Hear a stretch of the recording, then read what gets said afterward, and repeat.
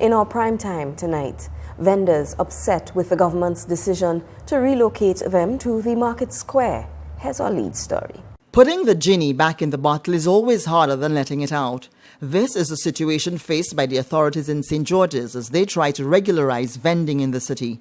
The Ministry of Works ordered a crackdown on sidewalk and street vending this week, and police moved in to enforce compliance. Some vendors are saying they won't go quietly, however.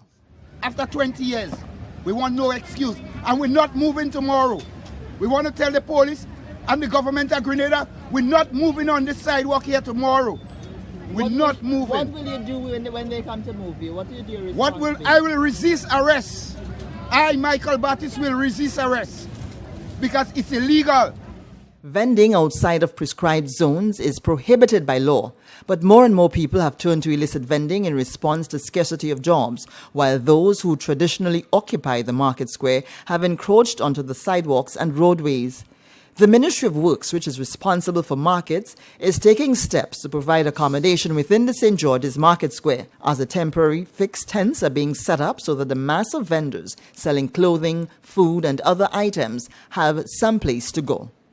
But vendors are not pleased about this, citing safety concerns.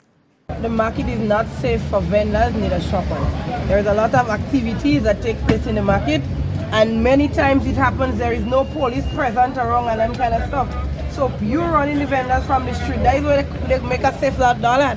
Although we're not supposed to be on the sidewalk, that's where you make a dollar and you make it safely.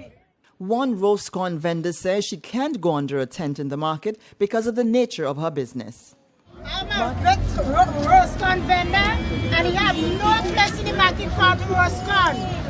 They tell me to go under the tent and other vendors were selling clothes don't want fire around their clothes. So I have nowhere to roast my corn on that day. That is what I'm doing for my living, to mind myself, my children and pay my bills. So I want to see what they're going to do for me for that. Market vendors in recent years have taken to setting up shop away from their prescribed area, hoping to attract more business. Sidewalk vending has caused so much congestion in St. George's that pedestrians regularly have to abandon sidewalks and take their chances in the traffic. Established businesses have suffered disruptions with their entryways overtaken by trays and tables offering all manner of things for sale. One manager complained that vendors go as far as to set up shop in the doorway of the business. When the matter was raised with the police some time ago, the response was that their hands were tied and they had been instructed from high up to leave the vendors alone. The lack of adequate vending zones in St. George's has been a problem for decades, and an effective solution has eluded governments for as long. Sources say the Keith Mitchell government has been facing increasing pressure from affected businesses to do something about the vending problem.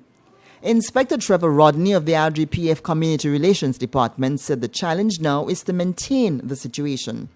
Vendors who have occupied what is considered to be private property are negotiating to be allowed to stay put.